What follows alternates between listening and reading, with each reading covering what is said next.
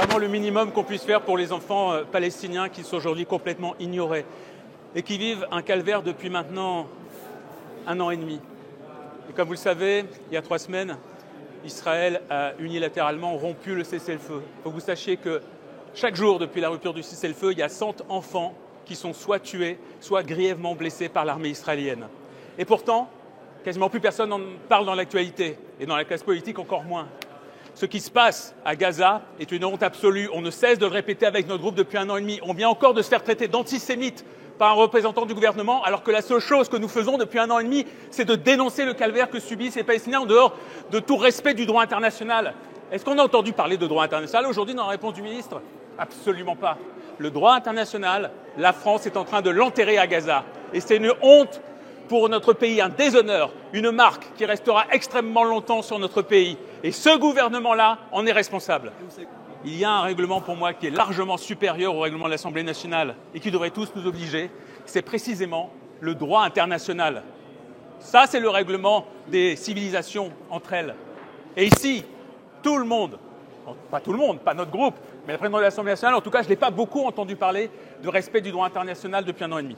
Pardon, Mathilde. Pour continuer sur ce que disait Aymeric Caron à l'instant, juste pour redire en termes de démarche ce que nous avons fait depuis maintenant 18 mois qu'un génocide a lieu aux yeux de tout le monde, puisque je rappelle que nous sommes face au premier génocide filmé du XXIe siècle, de toute l'histoire même de l'humanité, et que nous avons demandé à de multiples reprises à ce qu'il y ait juste des minutes de silence dans l'Assemblée pour les victimes palestiniennes, et qu'il n'y a jamais eu dans cette Assemblée, en 18 mois de génocide, malgré le nombre de dénonciations par tous les organismes internationaux, nous n'avons jamais fait une seule minute de silence pour les victimes palestiniennes.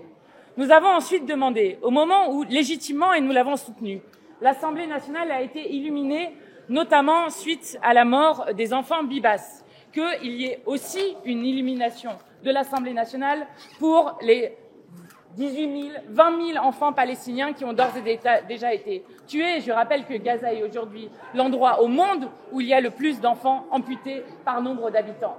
Donc, nous avons fait plusieurs démarches. Je rappelle même que le président de la République avait, notamment lorsque je l'interpellais sur des enfants franco-palestiniens qui ont été tués, avait dit qu'il pourrait y avoir un hommage aux victimes franco-palestiniennes qui avaient été tuées et que cet hommage n'a jamais eu lieu. Donc, nous avons fait toutes les démarches possibles pour que juste une fois dans cette Assemblée, de manière solennelle, de manière digne, l'Assemblée nationale dans son entièreté puisse dire le dégoût que nous inspire le génocide. Et les seules réponses qui nous ont été faites, c'est soit un silence, soit des refus. Donc, nous avons juste fait une chose simple qui a désespéré l'extrême droite. Ils ne supportent pas de voir les visages des enfants. Les visages d'enfants dont la principale caractéristique d'un génocide est justement la déshumanisation.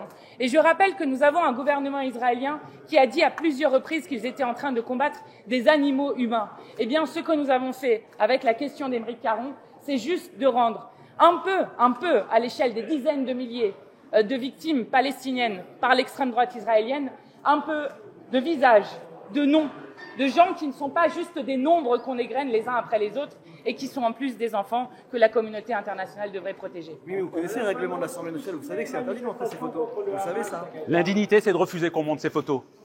On vient d'entendre M. Odoul à l'instant continuer d'accuser le Hamas, malgré cette campagne militaire massive et la dévastation du pays. Qu'est-ce que vous pensez de ces propos? Écoutez, l'extrême droite française soutient les génocidaires de Netanyahou en Israël. Donc il n'y a aucune surprise de notre part. Si vous ne comprenez pas pourquoi ils sont à ce point indignés de voir juste des photos d'enfants, dont je rappelle que la moyenne d'âge des enfants qui ont été tués par l'extrême droite israélienne est de 5 ans. Qu'est-ce que des enfants ont à voir là-dedans? Expliquez-moi. Qu'est-ce que des gens ont à faire à être tués comme ils le sont maintenant par centaines, voire par milliers en Cisjordanie, lorsque l'on vire 40 000 Palestiniens de camps en Cisjordanie, là où le Hamas n'existe pas?